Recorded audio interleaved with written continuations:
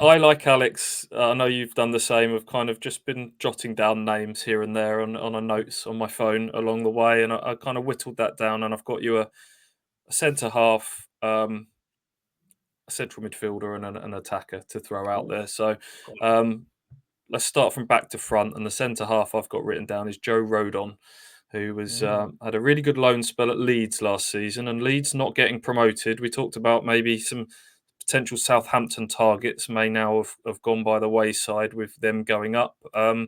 Shouldn't think there was many players that Ipswich could spirit away from Leeds that are kind of permanently contracted there. But Joe Rodon was on loan from Tottenham. Tottenham have just taken their 1 year option on his contract by all accounts, which is a sort of a classic kind of protect the value vibe going on there. He's a Welsh international. He's 26 years of age.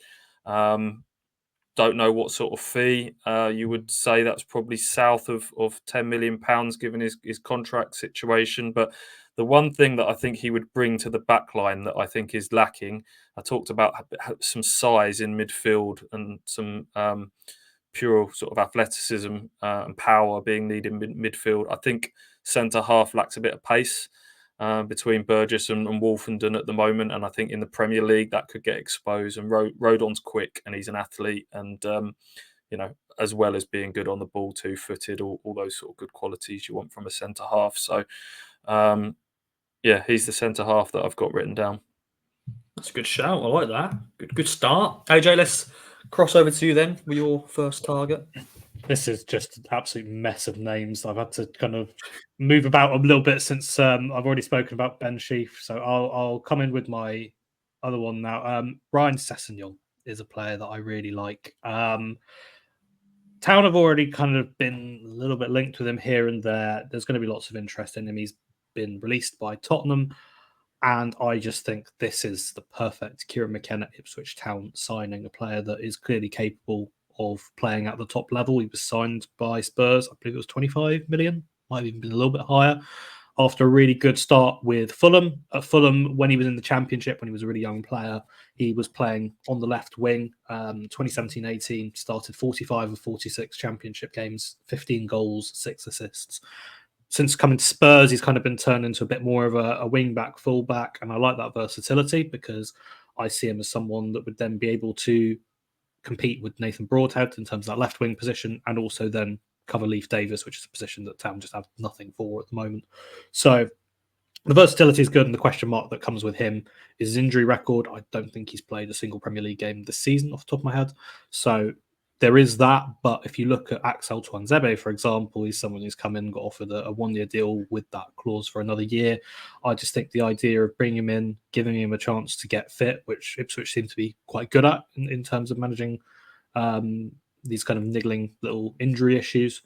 I think doing that, giving him a chance to stay in the Premier League, and then if things go well, he wants to stay, the club wants him to stay, you've got the option to then extend it again.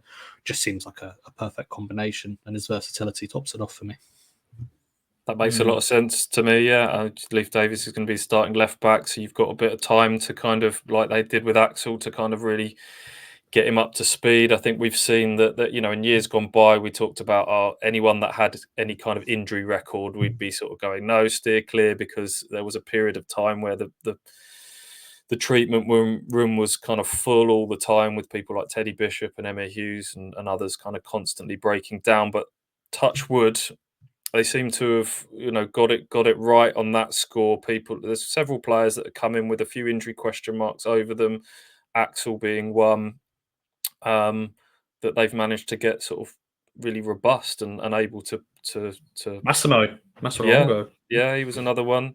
So that might not necessarily sort of turn them off. So and Sessegnon can play left back, play left, further forward in that attacking unit if need be. Premier League experience. I don't think he would have crossed paths with McKenna. That would be going too far back to sort of Tottenham days. But again, sort of an academy product. I think we've seen there's a theme with a lot of Kieran signings that he likes players that have been schooled by elite academies as well. So yeah, it's an interesting one, that. And no transfer fee as well, which would be a bonus. I mean, again, we shouldn't need to spell this out, but people do get a bit obsessed with transfer fees and forget that, especially now at this level, it's the mega Premier League wages now that is the real cost, and you're trying to factor that in over if people are after 3-4 year contracts. You're not just thinking about this season, you're thinking about what potentially that could cost you over the course of the contract as well.